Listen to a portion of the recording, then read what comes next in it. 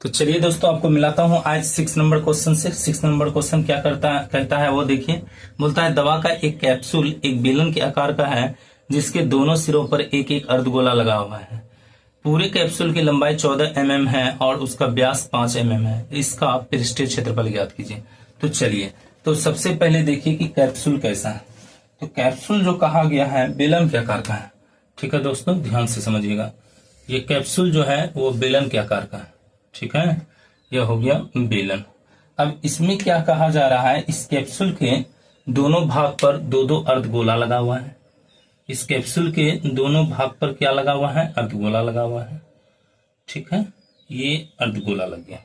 अब ऐसे कंडीशन में इस कैप्सूल की टोटल लंबाई जो है वो कितनी है। इस कैप्सूल की टोटल लंबाई जो है वह कितना है, 14 mm है दोस्तों, 14 mm। ठीक है, इस कैप्सूल की टोटल लंबाई होगी 14 mm। आगे देखिए इसमें क्या है, और इसमें बोला इसका व्यास जो है, अर्धगोला का जो व्यास है वह 5 mm है। कितना है, 5 mm। ध्यान से समझिएगा दोस्तों। तो इसका व्यास कितना दिया गया है, इसका व्यास दिया गया है 5 mm। कितना है, 5 mm। तो ये जो व्यास है वो कितना हो गया, 5 mm। ये देखिए, ये हो गया 5 mm। तो हमने इसका व्यास जो है निकाल लिया दोस्तों, ये है 5 mm। ठीक है, चलिए अब इसको मैं सॉल्व करता हूं दोस्तों। कैसे सॉल्व होगा तो वो देख लीजिए। पहले ये दोनों जो है दो अर्धगोला है, तो अर्धगोला से बात कर लेते हैं। अर्धगोले का जो है यहाँ पर व्यास कितना दिया गया है, तो बेलन और अर्धगोला दोनों के लिए सेमी व्यास है। तो लिखेंगे अर्धगोले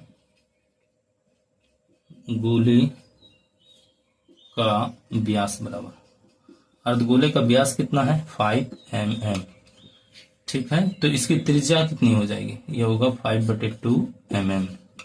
तो बेलन की भी त्रिज्या सेम होगी, बेलन की त्रिज्या बराबर, बेलन की त्रिज्या बराबर, तो बेलन का भी त्रिज्या कितना होगा, 5/2 mm हो जाएगी। अब देखिए कैप्सूल की कुल लंबाई, कैप्सूल की कुल लंबाई, कैप्सूल की कुल लंबाई कितना है, तो 14 mm है। कितना दोस्तों, 14 mm। अब जरा ध्यान देखिएगा, अर्धगोले का व्यास, अर्धगोले की त्रिज्या जितनी होती है उतना ही अर्धगोला का क्या होता है, ऊंचाई होता है। जितना अर्धगोले की त्रिज्या होती है उतना ही उसके क्या होता है, ऊंचाई होता है।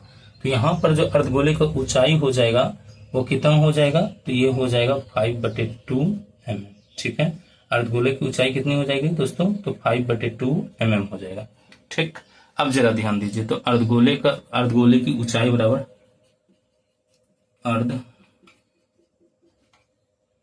अर्धगोले की ऊंचाई बराबर, तो अर्धगोले की ऊंचाई भी हो जाएगा 5/2 mm हो जाएगा। ठीक है, अर्थात इसका वैल्यू कितना हो जाएगा, 2.5 mm हो जाएगा दोस्तों। ठीक है, अब हमको चाहिए बेलन की ऊंचाई, सिर्फ बेलन की ऊंचाई, बेलन की लंबाई या बेलन की ऊंचाई, बेलन की लंबाई। तो बेलन की लंबाई कैसे निकलेगा, 14 में घटाना होगा 2.5, मतलब दो अर्धगोला है, तो इसका मतलब है टोटल कितना हो जाएगा, यहाँ हो गया 2.5 इसके लिए और यहाँ के लिए 2.5, अर्थात हो जाएगा 5। तो यहाँ पर से जब 5 घटाएंगे कितना mm बच जाएगा, 9 mm बच जाएगा।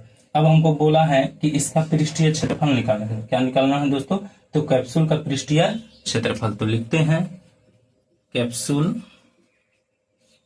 का पृष्ठीय क्षेत्रफल बराबर, तो कैप्सूल का पृष्ठीय क्षेत्रफल, इसमें क्या क्या चीजें हैं।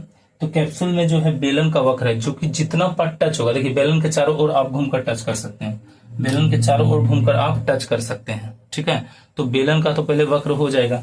बेलन का वक्र होने का मतलब क्या है दोस्तों, तो 2πr/h। और अर्धगोला 2 ठो है, तो अर्धगोला का भी सिर्फ बाहरी वाला पार्ट स्पर्श हो सकता है, तो अर्धगोला का भी जो है वक्र हो जाएगा। तो यह हो गया 2πr²। लेकिन अर्धगोला है कितना, तो 2, या 1 के लिए है, आगे जो हो जाएगा।